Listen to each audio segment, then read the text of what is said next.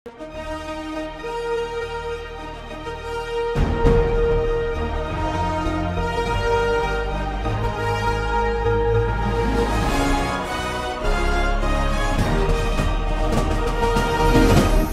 பார்த்து கொண்டிருப்பது உங்கள் ஜாஷ்வா டிவி. சகல ஜனங்களுக்கும் நற்செய்தி.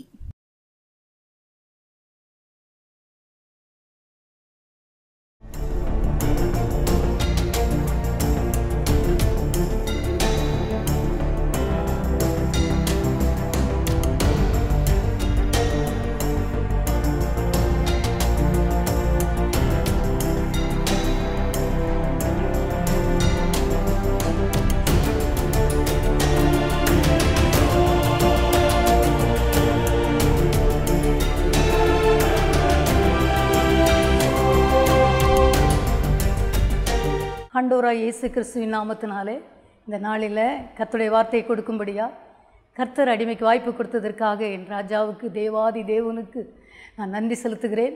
அருமையான ஜோஸ்வா டிவி மூலமாய் கர்த்தருடைய வார்த்தையை பேசுவதற்கு கர்த்தர் கொடுத்த வாய்ப்புக்கு நன்றி. அருமையான ஸ்தாபனங்களை கர்த்தர் ஆசீர்வதிப்பாராக. இந்த வேளையில் கூட நாம் கண்களை மூடி நாம் செபிப்போம், கர்த்தருடைய வார்த்தையை கேட்போம். Thank you Holy Spirit. நன்றியோடு மை துதிக்கிறோம் ஐயா, உங்களுக்கு கோடி நன்றி செலுத்துகிறோம் ஐயா. உங்களுக்கு கோடி கோடி நன்றி செலுத்துவோம். நீர் எங்களோடு பேசும், நீர் பேசும், நாங்கள் கேட்கிறோம். என்னுடைய வார்த்தையில் வல்லமை உண்டு, ஜீவன் உண்டு, விடுதலை உண்டு, ஆசீர்வாதம் உண்டு, கிரியை உண்டு, எல்லாம் உண்டு அப்பா. அதில் தான் உங்கள் வார்த்தையில் தான் எல்லாம் இருக்குது டேடிமா. உடைய வார்த்தை மாத்திரம் வெளிப்படுவதாக, உடைய வல்லமை வெளிப்படுவதாக தாழ்த்தி கொடுக்குறேன் இயேசுவின் நாமத்தில் பிதாவே, ஆமென். கர்த்தர் நம்மோடு கூட பேசுவாராக. நம்ம ஆண்டவர் நல்லவர். ஹல்லேலூயா. உன்னத தேவனே, என் இயேசுராஜனே, உம்மோடு இணைந்திட உள்ளம் ஏங்குதையா, என் உள்ளம் ஏங்குதையா. கொடியாக படரணும் உந்தன் நேசமே, மடி மீது தவழணும் மழலை குழந்தை நான், உம்மடி மீது தவழணும் மழலை குழந்தை நான். ஆமாப்பா, உங்களோடு இணைய கிருபை கொடுத்துருக்கிறேன், நன்றி. இந்த வேளையில் கூட நாம் உன்னத தேவனோடு கூட உறவு கொள்ளும்படியாய், அவரோடு இணையும்படியாய் கர்த்தர் நமக்கு எவ்வளோ பெரிய வாய்ப்பை கொடுத்துருக்கிறார் தெரியுமா? ஏதோ அப்படி சொல்லுகிறது, இஸ்ரவேலே கர்த்தரால் ரட்சிக்கப்பட்ட ஜனமே, உனக்கு ஒப்பானவர் யார்? நான் அடிக்கடி நினைப்பது உண்டு, இந்த வார்த்தையில் எவ்வளோ வல்லமை இருக்கிறது என்று. ஒப்பானவர் யார்? யாருமே கிடையாது. அப்படிப்பட்ட கிருபையை உங்களுக்கும் எனக்கும் தந்திருக்கிறார். இந்த நாளில் கர்த்தருடைய வார்த்தை நாம் பார்ப்போமானால் 2 கொரிந்தியர் 5ஆம் அதிகாரம் 21ஆம் வசனம் அப்படி சொல்லுகிறது. நாம் 2 கொரிந்தியர் 5:21, நாம் அவருக்குள் தேவனுடைய நீதி ஆகும்படிக்கு பாவமறியாத அவரை நமக்காக பாவமாக்கினாராம். இந்த வசனம் அப்படி எழுதியிருக்கிறது. நாம் அவருக்குள் தேவனுடைய நீதி ஆகும்படிக்கு, உங்களையும் என்னையும் தேவனுடைய நீதி ஆகும்படிக்கு என்ன அழகாக எழுதியிருக்கார் பாருங்கள். பவுல் அப்படி எழுதுகிறார், பாவம் அறியாத அவரை நமக்காக பாவமாக்கினார். நமக்காக அவர் பாவமாக்கப்பட்டாராம், நம்மளை நீதிமான்களாய் மாற்றும்படியாய். நாம் அவருக்குள் தேவனுடைய நீதி ஆகும்படிக்கு பாவம் அறியாத அவரை நமக்காக பாவமாக்கினார். நமக்காக அவர் பாவமானார் என்று சொல்லலாம் இந்த தலைப்பு. நமக்காக அவர் பாவமானாராம்.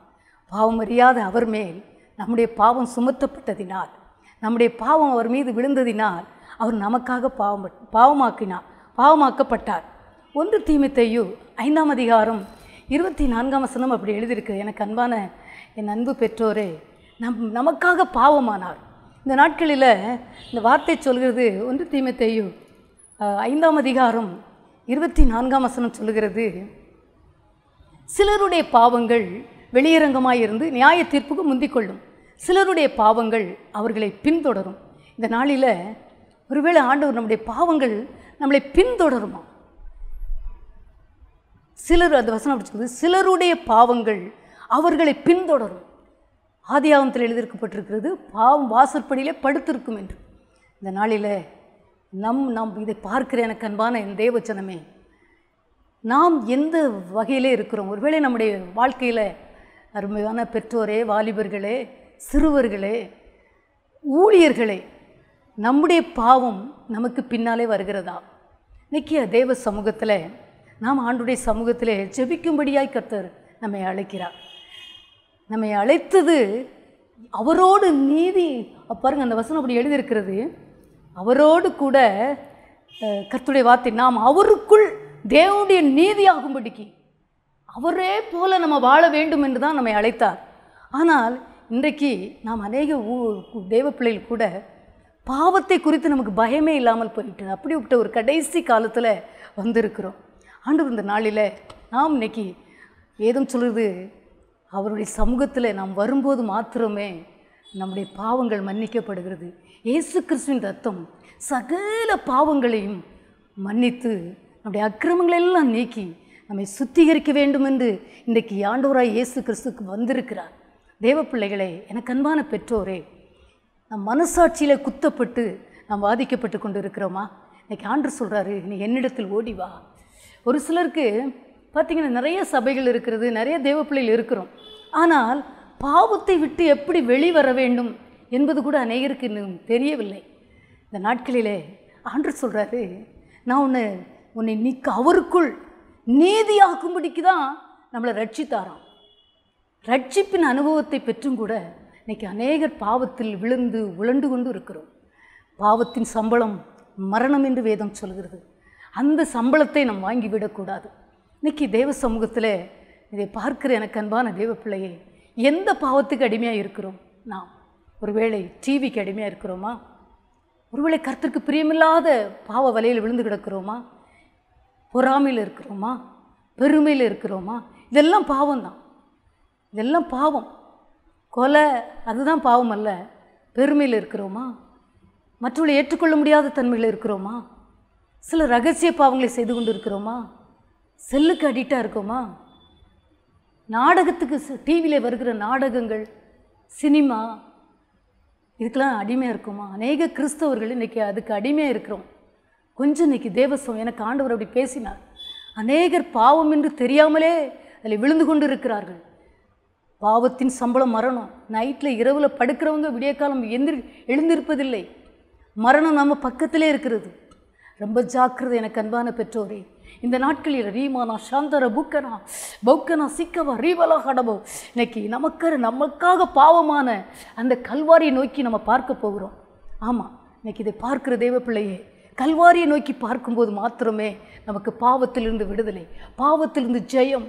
அது பாவத்தை அவர் சிலுவையில் எல்லாவற்றையும் சுமந்தார். நம்முடைய துக்கங்கள், நம்முடைய பாவங்கள், நம்முடைய இச்சைகள், நம்முடைய அசுத்தங்கள், நம்முடைய கோபங்கள், நம்முடைய மன்னிக்க முடியாத தன்மைகள், நம்முடைய எரிச்சல்கள், நம்முடைய வைராக்கியங்கள், திருட்டுத்தனங்கள், ஏமாற்றுத்தனங்கள், இது எல்லாவற்றையும் சிலுவையில் அவர் சுமந்தார். அந்த கல்வாரிக்கு நாம் வர வேண்டும் என்று ஆண்டவராய் இயேசு கிறிஸ்து வருகிறார், சொல்லுகிறார். இன்னைக்கு உங்களுக்கும் எனக்கும் ஒரு அறைகூவல் கொடுக்கிறார். பாருங்க, இந்த பாடல் அப்படி எழுதியிருக்கிறது. பாவியாகவே வாரே, பாவம் போக்கும் பலியா, என் இயேசுவே வாரே, பாவியாகவே வாரே, நீ வா உன் பாவம் எல்லாம் நீங்கும் என்று சொன்னீரே, தேவாவும் வாக்கை நம்பி சீர்கேடன் நீசனும்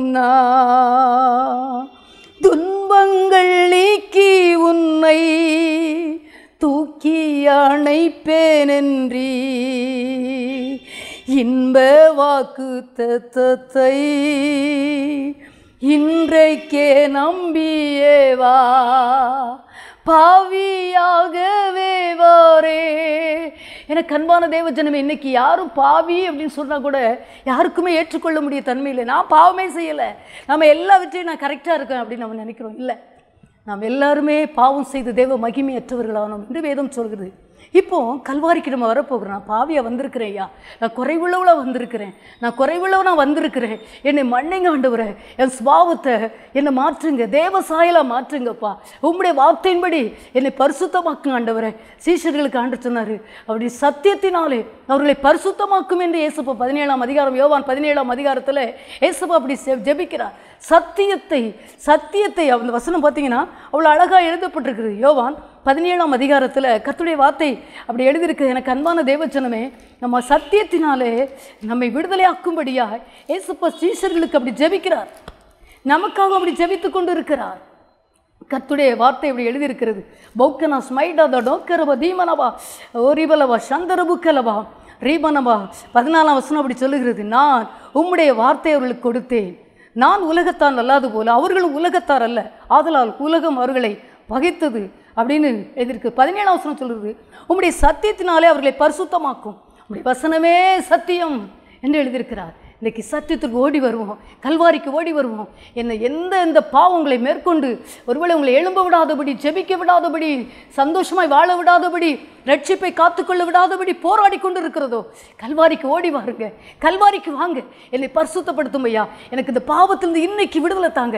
ஏன்னா வெற்றி வேந்தன் சிலுவையிலே நமக்காக எல்லாவற்றையும் சிலுவையிலே சம்பாதித்து வைத்திருக்கிறார். அதை பெற்றுக்கொள்வது நீங்களும் நானும் தான். ஓடி வருவோமா? லூக்கா சுவிசேஷம் 7ஆம் அதிகாரத்தில் கர்த்தருடைய வார்த்தை சொல்கிறது, எனக்கு அன்பான பெற்றோரே, எனக்கு இதை பார்க்கிற ஒருவேளை சிலர் பார்த்தீங்கன்னா ரிட்டையர்ட் ஆகி டிவியில் நாடகத்தை பார்த்துட்டு இருக்காங்க. கிறிஸ்தவ ஜனம், தேவஜனமே கவனம், நீங்கள் அப்படி இருக்கிறீங்களா? பரலோகத்துக்கு போகணும், நீங்களும் நானும் பரலோகத்துக்கு போகிறதுக்கு நம்ம ஆயத்தமாக இருக்க வேண்டும். மனம் திரும்புங்க. அது டிவி பார்க்கலாம், ஆனால் நரகத்தில் கொண்டு தள்ளி விடுவான். ரொம்ப கவனம். கர்த்தர் நம்மை எச்சரிக்கிறார். பார்த்தீங்கன்னா வேதவசனம் சொல்லுகிறது, லூக்கா சுவிசேஷம் 7ஆம் அதிகாரம் 38ஆம் வசனத்தில் கர்த்தருடைய வார்த்தை அப்படி சொல்லுகிறது. அங்கே வேதம் சொல்ல, அவளது பாவியான ஸ்திரீ என்று வேதம் 37ஆம் வசனத்தில் எழுதியிருக்கிறது. அவருடைய பாதங்களின் அருகே பின்னாக நின்று அழுது கொண்டு அவருடைய பாதங்களை தன் கண்ணீரினால் நனைத்து தன் தலைமயிரினால் துடைத்து அவருடைய பாதங்களை முத்தம் செய்து பரிமள தைலத்தை பூசினாள். இன்றைக்கு கூட அப்படி நாம் கல்வாரிக்கு வருவோமா? அவருடைய பாதங்களின் அருகே பின்னாக நின்று அல்றா பாவத்தில் எனக்கு ஜெயம் தாரும் என்று. அவர் பாவத்தை மன்னிப்பதற்கு அவர் தயபெருத்தவர். எனக்கு அன்பான பெற்றோரே, என்ன பாவமாக இருக்கலாம், எதுவாக இருக்கலாம், மன்னிக்க முடியாமல் இருக்கலாம், எல்லாமே பாவம்தான். இன்றைக்கி வருவோம், நாம் கல்வாரிக்கு வருவோமா? என்ன மன்னிங்க ஆண்டவரே அப்படி கேட்போம். இந்த வசனம் சொல்லுது பார்த்தீங்கன்னா 48ஆம் வசனம், லூக்கா 7ஆம் அதிகாரம். அந்த அம்மா அப்படி அழுறாங்க, தன் தலைமறினால் அப்படியே ஆண்டவருடைய பாதத்தை அப்படியே துடைக்கிறாங்க, அவ்வளோ கண்ணீர் வடிச்சிருக்காங்க. ஏன்னா நம்ம நரகத்துக்கு போகக்கூடாது, அதுக்காக தான் அவர் நம்முடைய பாதத்தை நம்மளை தேடி தேடி வருகிறார். என் பிள்ளைங்க நரகத்துக்கு போயிடக்கூடாது, என் பிள்ளை ஆக்கினைக்குள்ளாக என் பிள்ளை போயிடக்கூடாது. இதுதான் அந்த தேவ திட்டம், அதற்காக தான் இந்த பூமிக்கு வந்தார். இந்த வசனம் சொல்லுகிறது, லூக்கா சுவிசேஷம் 7ஆம் அதிகாரம் 48ஆம் வசனம், அவளை நோக்கி உன் பாவங்கள் மன்னிக்கப்பட்டது என்றார். அவர் ஸ்திரியை நோக்கி 50, உன் விசுவாசம் உன்னை ரட்சித்தது, சமாதானத்தோடே போ என்றார். எனக்கு அன்பான பெற்றோரே, இந்த நாளில் நாம் கல்வாரிக்கு வருவோமா? ஆண்டவர், எனக்காக நீங்கள் சாபமா, நீங்கள் எனக்காக நீங்கள் பாவமா நீங்கப்பா, அதனால் என் பாவம் முழுவதும் என்னை முற்றிலும் கழுவிருங்கப்பா. அவர் நமக்காக பாவமானாராம். ஏன் தெரியுமா? நானும் நீங்களும் நீதிமானாய் மாறுவதற்காக, நீதிமான்களாய் வாழுவதற்காக, பரிசுத்தமாய் வாழ்வதற்காக, பரலோகத்துக்கு செல்வதற்காக, அவரோடு நாம் இருப்பதற்காக அவர் நமக்காக பாவமானாராம். கல்வாரிக்கு வந்து இன்றைக்கு அழுங்க, ஆண்டவரே என்னை மன்னிங்கப்பா. பாருங்கள், எசேக்கியா அப்படி சொல்லுவாங்க, பல வருடங்களுக்கு முன்பதாக அப்படி அந்த ஊழியர் அப்படி பேசியிருக்கிறாரு. அப்படி சொல்லுவார், இயேசு பண்ணையில் ஊழி நடக்கும்போது கரையில், குளத்து கரையில் தேவ சமூகத்தில் அப்படி விழுந்து அப்படி பாடி பாடி அழுவாராம், அழுது உருளுவாராம். ஆமாம், அப்படி தேவ சமூகத்தில் கதறி இருக்கிறார். நாம் இந்த நாளில் கூட நாம் கல்வாரிக்கு வருவோமா? நம்முடைய எல்லாவற்றையும் நம்ம எல்லாமே குறைவுள்ளவங்க தான். ஆண்டவர் சொல்கிறாரு, நமக்காக அவர் பாவமானார், நமக்காக நம்மை விடுதலை செய்யும்படியாய் அவர் நமக்காக பாவமானார். வருவீர்களா? உங்கள் பாவ கரைகள் எல்லாம் போக்கும்படி அந்த பாடலில் பாடினவனுமா, பாவ கரைகள் எல்லாம் போக்கிடுவார். எங்கெங்கெல்லாம் ஒட்டி இருக்கிறதோ, எங்கெங்கெல்லாம் விட முடியாமல் போராடிக்கிட்டு இருக்கீங்களோ, அது குடியாக இருக்கலாம், விபச்சாரமாக இருக்கலாம், வேசித்தனமாக இருக்கலாம், ஒருவேளை பல கள்ள தொடர்புகளாக இருக்கலாம், எல்லாவற்றையும் கர்த்தர் மாற்ற விரும்புகிறார். இன்றைக்கி ஓடி வாருங்கள். நமக்காக அவர் பாவமானார். நீங்கள் நாம் சுத்திகரிக்கப்பட்டு அவருக்கு முன்பதாக நிற்பதற்கு பாத்திரவான்களாய் மாற்றும்படியாய் இயேசு வந்திருக்கிறார். அந்த ஸ்திரீக்கு விடுதலை கொடுத்து ஆண்டவர் சொன்னார், சமாதானத்தோட போ, உன் பாவங்கள் உனக்கு மன்னிக்கப்பட்டது என்று சொல்றார். இன்னைக்கு உங்களை பார்த்து என்னை பார்த்து சொல்கிறார், உன் பாவம் உனக்கு மன்னிக்கப்பட்டது, இனி பாவம் செய்யாது என்று உங்களை பார்த்து என்னை பார்த்து சொல்லுகிறார். நாம் அப்படி செய்வோமா? ரெண்டாவது வேதம் சொல்கிறது, எனக்கு அன்பான பெற்றோரே, கலாத்தியர் 3ஆம் அதிகாரம் 13ஆம் வசனம் நமக்கு எல்லாருக்கும் தெரியும். நமக்காய் அவர் சாபமானார், நமக்காய் அவர் சாபமானாராம். இன்னைக்கு ஆண்டவர் சொல்கிறாரு, உன் பாவத்தெல்லாம் மன்னிச்சிட்டேன். இந்த வசனம் சொல்லுகிறது, நமக்காக அவர் சாபமானாராம். ஏன் சாபம் பார்த்திங்கன்னா எந்த ஒரு ஆசீர்வாதத்தையும் பெற்றுக்கொள்ள முடியாது. நம்ம நிறைய காரியங்களை பேசியிருக்கோம், நம்ம கேட்குறோம் சர்ச்சில். இந்த வசனம் சொல்லுகிறது, நமக்காய் அவர் சாபமானாராம். எதற்காக தெரியுமா? கலாத்தியர் 3ஆம் அதிகாரம் 13ஆம் வசனம், மரத்திலே தூக்கப்பட்ட எவனும் சபிக்கப்பட்டவன் என்று எழுதியிருக்கபடி கிறிஸ்து நமக்காக சாபமாகி நியாயப்பிரமாணத்தின் சாபத்திற்கு நம்மை நீங்களாக்கி மீட்டு கொண்டார். இன்றைக்கி ஆண்டவர் சொல்கிறாரு, நான் உனக்காக, நான் பாவமானது மட்டும் அல்ல, நான் உனக்காக சாபமாக இருக்கேன்னு சொல்கிறேன். நம்ம சாபத்தெல்லாம் அவர் சிலுவையில் சுமந்துட்டார்மா. இன்றைக்கி அப்படிப்பட்ட விசுவாசத்தோடு இன்றைக்கி கல்வாரி நீங்கள் செபிக்க போகிறீங்க. என் குடும்ப சாபங்கள், நம்ம குடும்ப சாபங்கள், பரம்பரையாய் வந்த சாபங்கள், முற்பிதாக்களுடைய சாபங்கள், நம்முடைய பெற்றோர் சுபாவங்கள், எல்லா சாபங்களை எல்லாம் ஒருவேளை பல விதத்தில் கர்த்தருக்கு பிரியமில்லாத காரியங்களை செய்ததினால், சில ஏழைகளுக்கு கொடுக்காததினால், ஆலயத்துக்கு போகாததினால் வந்த சாபங்கள், கர்த்தரை ஆலயத்தை பூட்டி போட்டதினால், கர்த்தரை தேடாததினால் வந்த சாபங்களை எல்லாம் இன்றைக்கு நாம் ஆண்டவற்றை மன்னிப்பு கேட்க போகிறோம். இங்கே வேதம் சொல்கிறது, கிறிஸ்து நமக்காக சாபமாகி நம்ம தலையில் இருக்க சாபத்தெல்லாம் நீக்க அவர் முள்முடி சூட்டப்பட்டார். அந்த பெரும் துளிகள், அந்த முள்முடியிலிருந்து சூட்டப்பட்ட அந்த தலையிலிருந்து வந்த இரத்த துளிகள் இன்றைக்கி நம்முடைய குடும்பத்தில் விழும்படியார், நம்முடைய பிள்ளைகள் மேலே விழும்படியார், சாபத்தை நீக்கும்படியார் இயேசுவின் ரத்தம் வெளிப்பட்டு கொண்டிருக்கிறது. நீங்கள் விசுவாசத்தோடு பாருங்கள், அந்த சாபமெல்லாம் மாறும். ஒருவேளை இது வரைக்கும் கர்த்தர் ஒரு ஆசீர்வாதத்தை நீங்கள் வாங்கலைன்னா இன்றைக்கு ஆண்டவர்கிட்ட கேளுங்க, ஆண்டவரே சில காரியங்களுக்கு நான் ஜெபித்து கொண்டு இருக்கிறேன், எனக்கு இது கிடைக்கலப்பா, இந்த சாபம் இன்னைக்கு எனக்கு மாறணும் அப்படி நீங்கள் ஜெபிங்க. கண்ணீரோடு ஜெபிங்க, கண்ணீரோடு சிலுவையிலே கல்வாரியிலே தொங்குகிறவராய் நீங்கள் பார்ப்பீங்க. ஏன்னா அவர் நமக்காக சாபமானார். இது ஆண்டு பாருங்கள், இந்த வசனம் சொல்லுது, கிறிஸ்து நமக்காக சாபமாகி நியாயப்பிரமாணத்தின் சாபத்திற்கு நம்மை நீங்களாக்கி மீட்டுக்கொண்டாராம். இன்னைக்கு சொல்கிறாரு, எனக்கு இப்படி சொன்னார், நாங்கள் இன்னும் சாபம் மன்னிங்கன்னு கேட்போம். ஆண்டர் இன்னைக்கு சொன்னார், மகளே நான் சாபத்தெல்லாம் நீக்கிட்டேன் அப்படி இன்னைக்கு பேசுவாயா என்று கேட்டார். நன்றி ஆண்டவரே. எனக்கு அன்பான பெற்றோரே, என்ன சாபத்தை நீக்கினார் தெரியுமா? எல்லா குடும்ப மரண சாபங்கள், தொடர்ந்து வருகிற வியாதியின் சாபங்கள், இதெல்லாம் நீங்கள் கேளுங்க. சில திருமண தடைகள், வேலை இல்லாத தடைகள், பிள்ளைகள் ஒரு இடத்துல நிரந்தரமாய் நின்று வேலை செய்ய முடியாதபடி இருக்கிற சாபங்கள், இதையெல்லாம் கர்த்தர் இன்னைக்கு மாற்றி கொண்டு இருக்கிறார். கல்வாரிக்கு வருவீங்களா? ஏசப்பா உங்கள் ரத்தம் பாருங்கள் நமக்காக சாபமாகி நம்ம ஒருத்தன் முள்முடியில் அந்த வந்த ரத்தம் நம்முடைய சாபங்களை எல்லாம் நீக்கும்படியாய் இன்றைக்கு வந்திருக்கிறது. எனக்கு அன்பான பெற்றோர், இதை பார்க்கிற எனக்கு அன்பான செல்வங்களே, ஐயோ என் குடும்பத்தில் எங்கே போனாலும் வழி திறக்கலையே அப்படின்னு நினச்சிக்கிட்டு இருக்கீங்களா? ஆண்டவர் சொல்கிறாரு, நான் உனக்காக நான் சாபமாகிட்டேன்னு சொல்கிறார். இன்றைக்கி சொல்கிறார், இன்றைக்கி உண்மையிலே தீர்க்க தரிசனமாக சொல்கிறாரு. இந்த சாபத்தை என்ன செய்வாராம் பாருங்களேன். இன்றைக்கி ஆண்டவர் என்ன சொல்கிறாருன்னா, உங்களுக்கு ஒரு காரியத்தை சொல்கிறாரு. அப்போ சொன்னார், நான் பாவமானேன் அப்படின்னு சொன்னார். நீ பாவத்தை மட்டும் அறிக்கையிடு. இங்கே பார்த்தீங்கன்னா வேதம் சொல்லுறது, உபாகம் 7ஆம் அதிகாரம் 11, 12, 13 இந்த 3 வசனத்தையும் வீட்டில் வாசித்து பாருங்கள். வேதத்தை வைத்திருப்பீர்கள் ஆனால் எடுத்துக்கொள்ளுங்கள். வேத வார்த்தை தான் நமக்கு முக்கியம். இந்த வார்த்தை பார்த்தீங்கன்னா என்ன சொல்லுதுன்னா, ஆகையால் நீ செய்யும்படி நான் இன்று உனக்கு கட்டளையிடுகிற கற்பனைகளையும் கட்டளைகளையும் நியாயங்களையும் கை கொள்வாயாக. ஆண்டு சொல்கிறாரு, நான் சொல்கிற காரியத்தை கேளுன்னு சொல்கிறார் நம்மளை பார்த்து. இந்த நியாயங்களை நீங்கள் கேட்டு கை கொண்டு அவைகளின்படி செய்வீர்களானால் அப்பொழுது உன் தேவனாகிய கர்த்தர் உன் பிதாக்களுக்கு ஆணையிட்டு கொடுத்த உடன்படிக்கையும் கிருபையும் உனக்காக காத்து. ஆண்டு சொல்கிறாரு, நான் சொல்கிற வார்த்தையை கேளு, நீ வார்த்தையை வேதத்தை வாசி. சங்கீதம் 1 அதிகாரத்தில் இரவும் பகலும் தியானமாக இருக்கிற மனுஷன் பாக்கியவான் என்று வேதம் சொல்கிறது. வேதத்தை வாசி ஆண்டு சொல்கிறார். அதில் சொல்கிற நியாயங்கள், ஆண்டு சொல்கிற கட்டளை, அதெல்லாம் நம்ம கீழ்ப்படிய வேண்டும் என்று கர்த்தர் எதிர்பார்க்கிறார். அந்த சாபங்களை ஆண்டு சொல்கிறார், உன் சாபத்தெல்லாம் இந்த வேத வசனங்கள் மாற்றும் என்று இயேசுப்பா சொல்கிறார். இதில் 3 சொல்கிறார் பார்த்தீங்கன்னா, உண்மையில் ஆண்டு இது உங்களுக்கு வாக்கு பண்ணுகிறார். இதை அப்படி சொன்னார். உன்மேல் அன்பு வைத்து 13 வசனம் உபாகமம் 7:13, உன்மேல் அன்பு வைத்து உன்னை ஆசீர்வதித்து உனக்கு கொடுப்பேன் என்று உன் பிதாக்களுக்கு ஆணையிட்டு கொடுத்த தேசத்தில் உன்னை பெருக பண்ணி ஆண்டு சொல்கிறாரு. பாருங்கள், வேத வசனத்தை வாசிக்கும் போது என்ன நடக்குதான், உன்மேல் அன்பு வைத்து உன்னை ஆசீர்வதித்து உனக்கு கொடுப்பேன் என்று நான் உன் பிதாக்களுக்கு ஆணையிட்டு கொடுத்த தேசத்தில் உன்னை பெருக பண்ணி உன் கற்பக்கனியையும் உன் நிலத்தின் கனிகளாகிய உன் தானியத்தையும் உன் திராட்சை ரசத்தையும் உன் எண்ணெயையும் உன் மாடுகளின் பலனையும் உன் ஆட்டு மந்தைகளையும் ஆசீர்வதிப்பார்.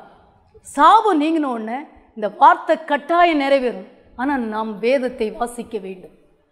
ஆண்டவர் என்ன சொல்லுகிறாரோ அதை நாம் செய்ய வேண்டும். நீங்கள் வேதத்தை வாசித்து பார்த்தீங்கன்னா, எனக்கு அன்பான தேவஜனமே, ஒரு காரியம் வாசிக்கிறேன். இந்த உபாகம் 7:13 கட்டாயம் நம்முடைய வாழ்க்கையில் நிறைவேறி ஆகணும். ஆமாம், நிறைய நீங்கள் செய்து பாருங்கள். சங்கீதம் 1 வேதத்தின் மேல் பிரியமாயிருந்து இரவும் பகலும் பிரியமாயிருக்கிற மனுஷன் பாக்கியவான், அவன் செய்வதெல்லாம் வாய்க்கும் என்று வேதம் சொல்கிறது. இன்னும் ஒரு காரியத்தை ஆண்டு வசனத்தை சொல்கிறார். இந்த வார்த்தை முடிக்கி நம்ம வாசிக்க போகிறோம். எசேக்கியேல் பார்த்தீங்கன்னா 44 அதிகாரம், கர்த்தருடைய வார்த்தை இப்படி எழுதியிருக்கு. எசேக்கியேல் 44 அதிகாரம். எனக்கு அன்பான தேவஜனமே, இந்த வார்த்தை ஆண்டு நமக்கு உங்களுக்கும் எனக்கும் நிறைவேற்ற போகிறார். அவர் போய் சொல்ல மனுஷன் அல்ல.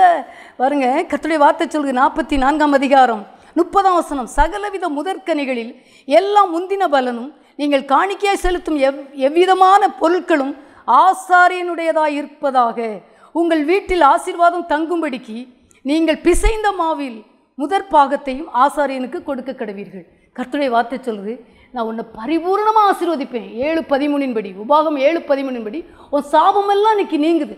நான் உன் சாபத்தை நான் ஆசீர்வாதமாக மாற்றுவேன் என்று சொல்கிறாரு. ஆனால் நீ செய்ய வேண்டியது வேதத்தை வாசிக்க வேணும். 2வது இந்த வசனத்தை சொல்லுது, முதல் உங்கள் வீட்டில் ஆசீர்வாதம் தங்கும்படிக்கு. இதை எல்லாரும் எடுத்து வாசித்து பாருங்கள். எசேக்கியேல் 44:30 உங்கள் வீட்டில் ஆசீர்வாதம் தங்கும்படிக்கு நீங்கள் பிசைந்த மாவில் முதற் பாகத்தையும் ஆசாரியனுக்கு கொடுக்க கடவீர்கள். இப்போ பார்த்தீங்கன்னா கிராமங்களில் அப்படி சர்ச்சில் ஊழியர்களுக்கு, போதகர்களுக்கு, ஊழியர்களுக்கு, பாஸ்டர்ஸுகளுக்கெல்லாம் கொண்டு கொடுக்காங்க. ஆனால் பட்டணங்களில் இதெல்லாம் நின்று போச்சு, ஃபேஷன் ஆயிட்டு. யாருமே ஐயாமாரையோ ஒருவேளை ஊழியர்களையோ எந்த பாஸ்டர்ஸுகளையோ போய் பார்க்கறது இல்லை. ஆண்டு சொல்கிறாரு, உன் பிசைந்த மாவில் கொடுங்கர், அப்போ உன் வீட்டில் சாபம் நீங்கி ஆசீர்வாதம் தங்கும் என்று கர்த்தர் சொல்லுகிறார். எல்லா விதத்திலும் எனக்கு அன்பான தேவஜனமே, இதை செய்வீர்களா? அவர் நமக்காய் பாவமானார். பாவத்திலிருந்து இன்னைக்கு விடுதலை. இன்றைக்கு இயேசுவின் ரத்தம் உங்களை குடும்பங்களை முற்றிலுமா எதுக்கெல்லாம் அடிக்டாக இருக்காங்களே எல்லாருக்கும் விடுதலை கொடுக்கிறார். 2வது சாபத்தை நீக்கி உங்களை ஆசீர்வாதம் தங்கும்படி உங்களுக்கு உதவி செய்ய போகிறார். செய்வீர்களா? வேதத்தை வாசியுங்கள். உபாகம் 7, 11, 12, 13 கட்டாயம் நிறைவேற்றுவார். எசேக்கியேல் 44:30 நீங்கள் செய்து பாருங்கள், கொடுத்து பாருங்கள், கொண்டு கொடுங்க, கட்டாயம் அவர்கள் பெற்றுக்கொள்வார்கள். கர்த்தர் நம்மை ஆசீர்வதிப்பாராக. ஹோலி ஸ்பிரிட், பரலோக தந்தையே, என் அன்பு குடும்பங்களுக்காக நாங்கள் ஜெபிக்கிறோம். ஆண்டவரை பார்க்கிற என் எல்லா தேவ பிள்ளைகளுக்காக, எல்லாரும் பார்க்கிற என் ஜனங்களுக்காக ஜெபிக்கிறோம். ஓ லேடிமா, எல்லா ஆண்டவரை பாவங்களும் போராடி கொண்டிருக்கிற பாவங்கள், வாலிபர்களோடு, முதியவர்களோடு, சிறுவர்களோடு, பெற்றோரோடு, எல்லாரோடு பார்க்கிற ஒவ்வொருவரோடு போராடி கொண்டிருக்கிற எல்லா பிசாசின் பாவங்கள், அவருடைய திட்டங்கள் எல்லாம் உங்கள் ரத்தத்தினால் முற்றிலும் மன்னிக்கப்படுவதாக. நீர் எங்களுக்காய் பாவமானீரப்பா, நீர் பாவமானீரையா, எல்லாரையும் பாவத்திலிருந்து விடுவிக்கும்படியா நீர் பாவமானி எல்லாரையும் விடுதலை செய்வீராக. எங்கெங்கெல்லாம் பாவத்தை போட்டு இழுத்து கட்டி வைத்திருக்கிறாங்க, இந்த கட்டுகள் அவிழ்க்கப்படுவதாக இயேசுவின் நாமத்தினால், எல்லாம் அறுபடுவதாக, தெரிப்பட்டு போவதாக இயேசுவின் ரத்தத்தினால். ஆமாண்டவரே, எவர்களுக்காய் எல்லாருக்காய் சாபமானீர், எங்களுக்காய் நீர் சாபமானீரப்பா. எல்லா ஆசீர்வாத குறைவுகள், வேத வாசிக்க முடியாத போராட்டங்கள், ஜெபிக்க முடியாத தடைகள், உடைய வார்த்தைக்கு கீழ்ப்படிய முடியாதபடி இருக்கிற எல்லாம் இன்றைக்கு மறையட்டும் உங்க ரத்தத்தினால். எங்களுக்காய் சாபமானீரப்பா, சாபமானீர், சாபமானீர் ஐயா. எங்களை ஆசீர்வதிக்கும்படியா என் ஜனத்தை இதை பார்க்கிற ஒவ்வொருவரையும் உபாகம் 7, 11, 12, 13 இந்த வார்த்தை அவர்களுக்குள்ளாய் ஓ ரீவலமாக எல்லாருக்குள்ள இறங்குவதாக, இயேசுவின் நாமத்தினாலே நிறைவேறுவதாக. கர்த்தருக்கு கொடுப்பார்களாக, ஊழியர்களுக்கு பரிசுத்தவான்களுக்கு கொடுப்பார்களாக, இந்த வார்த்தை ஆசாரியர்களுக்கு கொடுப்பார்களாக. கர்த்தரை செய்வீராக. இப்படி குடும்பங்கள் ஆசீர்வாதம் தங்கட்டும். குழந்தை பாக்கியம் ஆசீர்வாதம், என்னென்ன காரியத்திற்காய் கண்ணீரோடு இருக்கிறார்களோ எல்லா ஆசீர்வாதம் தங்கட்டும். ஆசீர்வதிப்பீராக. ஒரு பெரிய விடுதலை இவர்கள் அனுபவிப்பார்களாக. கண்ணீர் துடைக்கப்படுவதாக, சாபம் ஆசீர்வாதமாய் மாறுவதாக. இயேசுவின் நாமத்தில் ஆசீர்வதி. இயேசு கிறிஸ்துவின் நாமத்தில் ஜெபிக்கிறேன் நல்ல பிதாவே, ஆமென்.